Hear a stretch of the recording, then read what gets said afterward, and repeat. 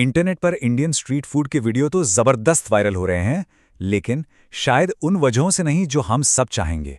Online ऐसे clips की भरमार है जो दिखाती हैं कि हमारा पसंदीदा खाना कितनी चौंकाने वाली और कभी-कभी तो बहुत ही गंदी कंडीशंस में बनता है। तो आज हम इसी की तह तक जाएंगे। जी हाँ, ये एक वायरल वीडियो पर किया गया असली कमेंट है। और सच तो ये है कि दुनिया भर में कई लोगों के लिए इंडियन स्ट्रीट फूड की यही इमेज बन गई है कि ये गंदा है, अनहेल्दी है और शायद खतरनाक भी। तो सवाल यह है, क्या कुछ वायरल वीडियो पूरे देश के लाखों स्ट्रीट वेंडरों की असली कहानी बताते हैं, या फिर सच्चाई इससे कहीं ज्यादा कॉम्प्लेक्स है? चलिए इसी सवाल का जवाब ढूंढते हैं। तो हमने क्या किया? हमारी टीमें भारत के 3 बड़े शहरों में उतरी, बैंगलोर, कोलकाता और दिल्ली। हर टीम का एक मिशन था, अपने शहर का एक फेमस स्ट्रीट फूड टेस्ट करना। बैंगलोर में शवारमा, कोलकाता में पुचका और दिल्ली में मोमोज। हमें देखना था कि जमीन पर क्या हो रहा है और साथ ही सैंपल्स को लैब टेस्टिंग के लिए भी भेजना था। तो पहली नज़र में जो नतीजे दिखे वो काफ़ी मिले जुले थे। एक तरफ दिल्ली के मोमो स्टॉल्स देखने में काफ़ी साफ सुथरे थे तो उन्हें अच्छी रेटिंग्स मिली। वहीं दूसरी तरफ बैंगलोर का एक शवारमा स्टॉल इतना खराब था कि उसे 5 में से सिर्फ 1 की रेटिंग मिली। ना कोई साफ सफाई, ना स्टाफ के हाथों में ग्लव्स। लेकिन असली चिंता की बात तो बेंगलुरु के इसी सबसे खराब रेटेड अल अमाना शवारमा स्टॉल पर दिखी। हमारी टीम ने नोटिस किया कि वहां जो मीट इस्तेमाल हो रहा था उसका रंग कुछ ज्यादा ही गहरा लाल था। मतलब वो नेचुरल लग ही नहीं रहा था। शक सीधा था कि इसमें कोई केमिकल कलर मिलाया गया है। और सुनिए, ये कोई छोटी मोटी बात नहीं है। अक्सर ये रंग रोडामीन बी नाम के एक खतरनाक केमिकल डाई से आता है। जरा सोचिए, जिस केमिकल से कपड़े रंगे जाते हैं वो हमारे खाने में मिलाया जा रहा है। कर्नाटक सरकार की एक रिपोर्ट ने तो यहां तक बताया कि गोभी मंचूरियन के 62% सैंपल्स में ये डाई मिली थी और ये लिवर कैंसर जैसी जानलेवा बीमारियां पैदा कर सकती है। तो आखिर कोई वेंडर ऐसा खतरनाक केमिकल इस्तेमाल करेगा ही क्यों? जवाब एकदम सीधा है, पैसा। जहां FSSAI से अप्रूव्ड फूड कलर की 15 ml की बॉटल 150 रुपए की आती है, वहीं रोडामीन बी का पूरा 1 किलो सिर्फ 1000 रुपए में आ जाता है। ये 10 गुना से भी ज्यादा सस्ता है और बस यही वजह कुछ वेंडरों को ये खतरनाक रास्ता चुनने पर मजबूर कर देती है। खैर, तीनों शहरों में हमारी टीमों को कुछ प्रॉब्लम तो एकदम कॉमन लगी। ज़्यादातर जगहों पे स्टाफ बिना ग्लव्स के काम कर रहा था। मीट कहाँ से आ रहा है किसी को नहीं पता था और फूड पॉइजनिंग के किस्से तो हर जगह सुनने को मिल रहे थे। तो पहली नज़र में तो यही लगा कि सोशल मीडिया पर जो दिखता है वो शायद सच ही है। लेकिन कहानी में असली मोड़ तो तब आया जब हमने सारे सैंपल्स को एक इंडिपेंडेंट लैब में भेजा और वहां से जो रिजल्ट्स आए ना, उन्होंने तो पूरी कहानी ही पलट कर रख दी। जो हमारी आंखों को दिख रहा था, साइंस उसे पूरी तरह से झुठलाने वाला था।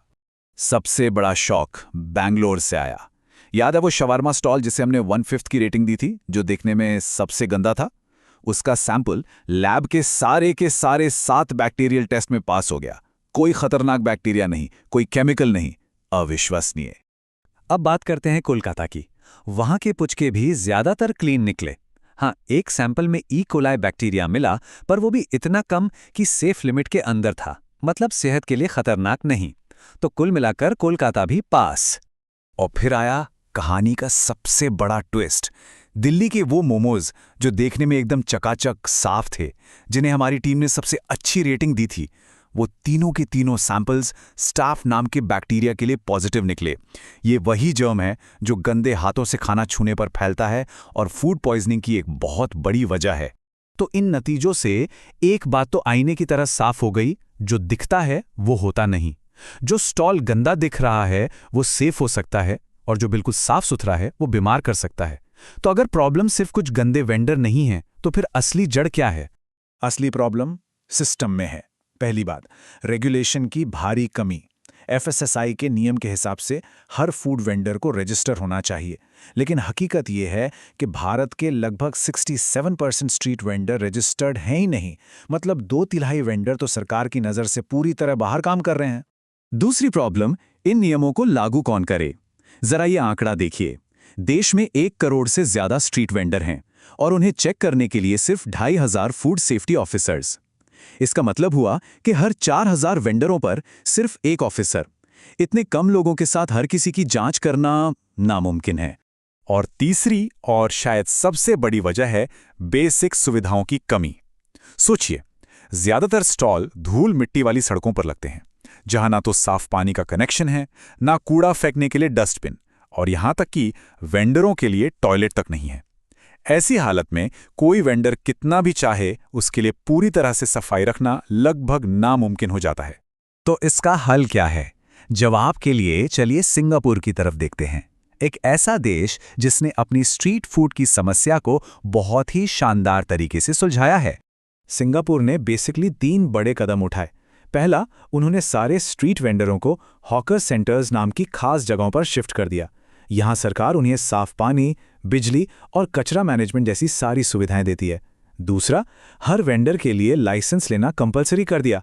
और तीसरा, हर स्टॉल पर एक हाइजीन ग्रेड लगाना जरूरी कर दिया। ए मतलब सबसे साफ और डी मतलब सबसे खराब। और इसका नतीजा जबरदस्त। अब ग्राहक खुद देखकर फैसला कर सकते थे कि कौन सा स्टॉल ज्यादा साफ है और कहां खाना है। इससे वेंडरों के बीच खुद को बेहतर बनाने की एक होड़ सी लग गई, क्योंकि सीधी सी बात है, अच्छी सफाई का मतलब था ज्यादा ग्राहक और ज्यादा कमाई। तो हमारी इस पूरी पड़ताल का निचोड़ ये है कि भारतीय स्ट्रीट फूड की समस्या सिर्फ कुछ गंदे वेंडरों की नहीं, बल्कि एक टूटे हुए सिस्टम की है।